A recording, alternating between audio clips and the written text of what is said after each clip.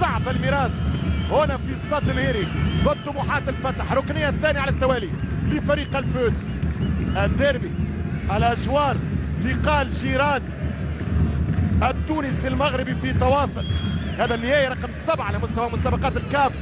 حاليا تتقدم الأندية التونسية 4-2. درجة كرة خطيرة، فرصة والهدف الأول للفتح. الهدف الأول للفتحاوية، هدف في 8 دقائق لعب في الشوط الأول. هدف للصفر للفوس، الفريق اللي قلنا يعرف يسافر في وقت كنت تتكلم على أن النادي الصفاقسي 0-0 نعرف قيمتها في نهاية الماتش. ماتش سعيد، وعبد الفتاح بوخريس يسجل هدف السبق للفوس للفتح الرباطي هنا في المهري من ركنية من كرة ثابتة. سلاح سيكون فريقين. خروج غير موفق من الخلوفي في غياب المتابعة والمراقبة. البوخريس يجيب بسهولة ويحط وايضا تحية للجماهير الفتحية التي تمثل كل المغاربة هنا في ملعب الطيب المهيري. تنفذ المخالفة وتتعادل في وقت صعب جدا. تحدثت عن كرات ثابتة، تحدثت عن كرات ثابتة قد تأتي من جديد، وهذا الشيء الذي حصل. كرة ثابتة نفذت، وهنا لحظة فراغ على مستوى الدفاع. أين كان المدافعين في الكرة الماضية؟ أين كان المدافعين في الكرة الماضية؟ هنا كرة للاعب حمدي يسجل هدف التعادل. هنا رفع الكرة، شاهدوا كيف مرت دانيال مونشاري مرة أخرى يسيء التقدير كما أساها في مباراة الجماعة الرياضية 40 دقيقة من أجل اللقب. هذه كرة صعبة، الحكم يقول ضربة جزاء في هذه اللحظات. الحكم يقول ضربة جزاء في هذه اللحظات. سنشاهد الإعادة من جديد، يعني بداية في سيناريو لم نكن نتمناه. ضربة جزاء لفريق الصفاقسي. اعطينا الإعادة باش نشوفوا اللقطة ونحكموا عليها، ونحكموا أيضا على قرار الجنوب أفريقي جيروم دامون. هذه اللقطة الماضية رشيد الروكي وهنا حاول قطع الكرة جنوب هذه الزاوية. يعني الاحتكاك في مثل هذه المناسبات أكيد الحكم سيقول ضربة جزاء. شاهدوا اللقطة من جديد.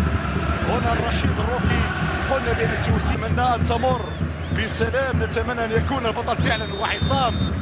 ولحظة تنفيذ ضربة الجزاء لصفاقسي التونسي. لعب في وقت صعب صحيح، هي بداية الشوط الثاني، لكن هدف أتمنى أن لا يؤثر على المعنويات الرباطية.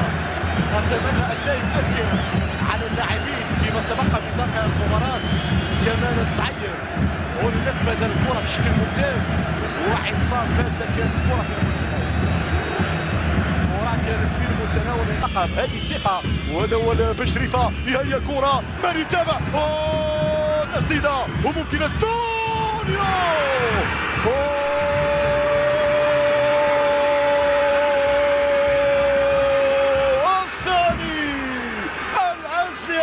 رباط الخير الثاني الحاسم، والثاني لقب الكاف بالنسبة للفتح الرباطي بعد مجهود كبير. كرة ثابتة من قلب الأسد حمودة بن شريفة، والمتابعة في القلب الثاني خبرة الروكي وكذلك خبرة بقية اللاعبين تأتي بالتعديل. والخبر السعيد للمغاربة هناك من طنجة العالية للكويرة العسيسة، هذا هو النبأ السعيد حسابيا الفتح الرباطي.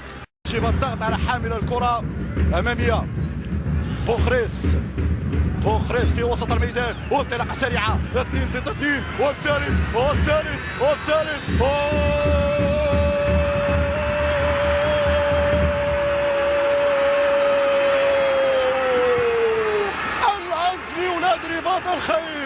العزلي ولاد رباط الخير، العزلي ولاد رباط الخير، أنتم الأبطال في موقعة الطيب المهيري. الروكي يحضر والمتابعة من السويدي، فنان يا سويدي، مبدع يا سويدي، لا يفعل إلى الكبار، يغتال حلم التونسيين. يغتال حلم التونسيين للفوز بلقب الكاف كما فعلها الرجاء بملعب المنزه امام الترجي. ها هو الفتح الرباطي يعيدها